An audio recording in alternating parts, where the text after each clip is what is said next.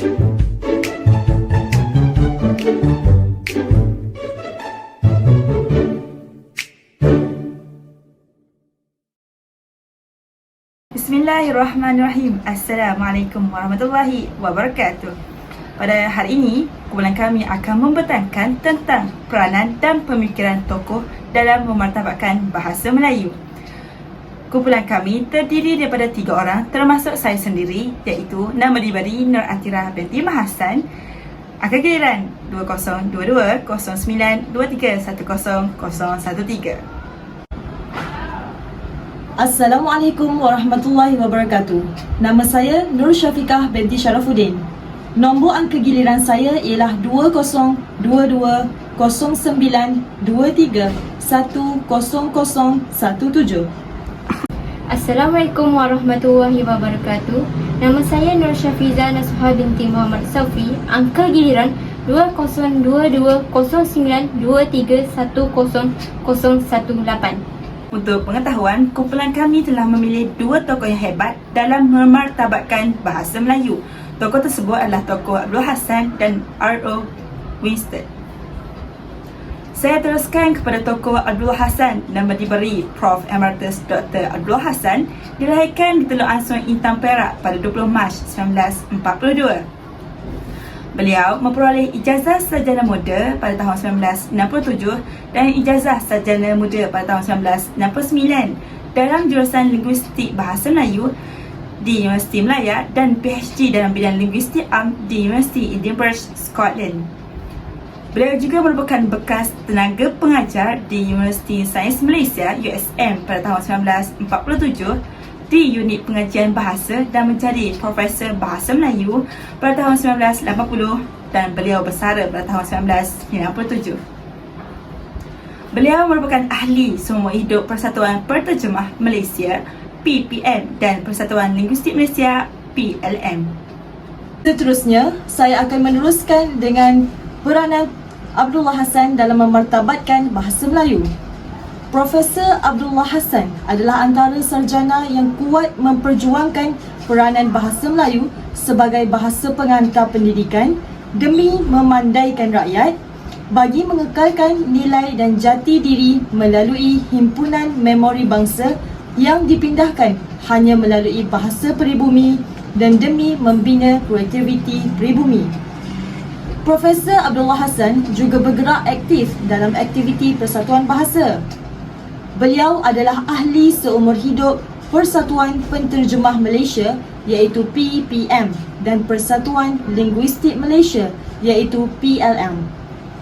Pada masa ini, beliau adalah Presiden Persatuan Penterjemah Malaysia dari tahun 1997 sehingga sekarang. Di bawah pimpinannya, beliau meneruskan usaha mengadakan persidangan penterjemahan antarabangsa iaitu Persidangan Penterjemahan Antarabangsa ke-7 pada tahun 1999,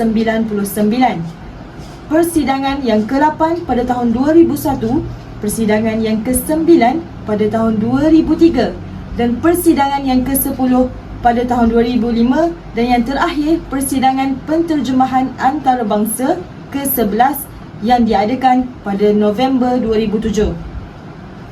Persidangan itu dianjurkan oleh Persatuan Penterjemah Malaysia PPM dan Institut Terjemahan Negara Malaysia Berhad dengan kerjasama Dewan Bahasa dan Pustaka dan Akademi Pengajian Melayu Universiti Malaya. Saya teruskan dengan pemikiran Abdul Hassan dalam memartabatkan bahasa Melayu. Beliau mengajar dan sering melakukan penyelidikan dalam bidang bahasa Melayu, perancangan bahasa, perkamusan, teknik berfikir, terjemahan, etika dalam pengurusan dan komunikasi interpersonal. Beliau telah menghasilkan banyak karya, antaranya Pola-Pola Kebudayaan Dewan Bahasa dan Pustaka 1970, Rencana Linguistik Dewan Bahasa dan Pustaka 1978, Tata Bahasa Bahasa Melayu Morfologi 1980, 30 tahun Perancangan Bahasa Malaysia, Dewan Bahasa dan Pustaka 1987, Bahasa Melayu sebagai Bahasa Ilmu 1997, Perancangan Bahasa di Asia Tenggara 1999, dan yang terakhir Tata Bahasa Bahasa Melayu Morfologi dan Sintaksis pada tahun 2002. Baiklah, tokoh yang seterusnya ialah R.O. Winstead. Nama sebenar ialah Richard Olaf Winstead. Beliau dilahirkan pada 2 Ogos 1878 di kota Oxford, England. Ayahnya berasal dari Sweden dan telah menjadi rakyat Britain. Beliau mendapat pendidikan di Magdalen College School dan di New College, Oxford. Dan dari situlah beliau telah menerima satu MA. Beliau juga merupakan seorang orientalis yang berkhidmat di Tanah Melayu sebagai pentadbir British bermula dari 1902 hingga 1935. Beliau juga merupakan individu yang banyak mengkaji mengenai masyarakat di Tanah Melayu, khususnya yang beragama Islam. Seterusnya, peranan R.O. Winstead dalam memartabatkan bahasa Melayu. Beliau merupakan pemangku pengarah pendidikan di Pulau Pinang pada tahun 1896 hingga 1898. Beliau juga merupakan pemangku ketua sekolah-sekolah di negeri-negeri Selat Singapura pada tahun 1898 hingga 1900. Beliau dilantik sebagai tenaga pengajar dalam bidang pengajian Melayu di School of Oriental and African Study SOAS dan berkhidmat sebagai ahli badan penyelia dari tahun 1939 hingga 1959. Beliau juga bersara dari bidang pendidikan pada tahun 1946. R.O. Winstead menubuhkan Sultan Idris Training College pada tahun 1922. Beliau juga merupakan penasihat di Pejabat Karang Mengarang di Sultan Idris Training College SITC pada tahun 1924 bersama dengan O.T. Rasad. Seterusnya, pemikiran R.O. Winstead dalam memartabatkan bahasa Melayu. Beliau menubuhkan Sultan Idris Training College untuk menentukan hala tuju sistem pendidikan dan melahirkan lebih ramai guru-guru Melayu yang berpendidikan tinggi. Dia juga menerbitkan 85 buah buku bacaan sekolah di bawah Malay School dan sumbangan serius. R.O. Winstead juga menghasilkan buku tentang bahasa Melayu. Yang pertama, Colloquial Malay, A Simple Grammar with Conservation, 1920. Yang kedua, A Dictionary of Colloquial Malay English and English Malay, 1920.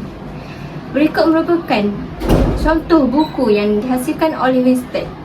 Saya sambung dengan karya yang dihasilkan oleh R.O. Winstead. Karya yang dihasilkan oleh R.O. Winstead disimpan dan direkod di School of Oriental and African Studies SOS di London bagi memelihara khazanah berharga yang dihasilkan oleh beliau sendiri sepanjang tempoh pengamatan di Tanah Melayu mengenai masyarakat yang meliputi sejarah, agama, budaya dan bahasa. Antara karya yang telah dihasilkan oleh R.O. Winstead adalah The Malays, A Cultural History Singapura, Kelly and Walsh, 1947. Yang kedua, in English, Malay Dictionary, Singapore, Kelly and Walsh, 1914 hingga 1917. Yang terakhir, Dictionary of Colloquial Malay, Malay English dan English Malay, Singapura, Kelly and Walsh, 1920. Berdasarkan apa yang telah diterangkan tentang kedua-dua tokoh itu mengenai peranan dan pemikiran dalam memartabatkan bahasa Melayu, di sini kita dapat melihat perbandingan peranan dan pemikiran kedua-dua tokoh tersebut, iaitu Abdullah Hassan dan R.O. Winstead. Perbandingan yang pertama yang dapat dilihat dari Abdullah Hassan ialah beliau lebih gemar mengajar dan sering melakukan penyelidikan dalam bidang bahasa Melayu, perancangan bahasa, perkamusan, teknik berfikir, terjemahan, etika dalam pengurusan dan komunikasi interpersonal.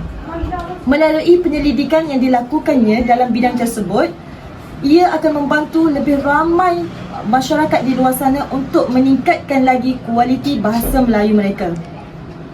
Kemudian, perbandingan ini berbeza dengan perbandingan R.O. Winstead, bahawa R.O. Winstead telah menubuhkan sebuah universiti Sultan Idris, iaitu dengan menentukan hala tuju sistem pendidikan dan melahirkan lebih ramai guru-guru Melayu yang berpendidikan tinggi.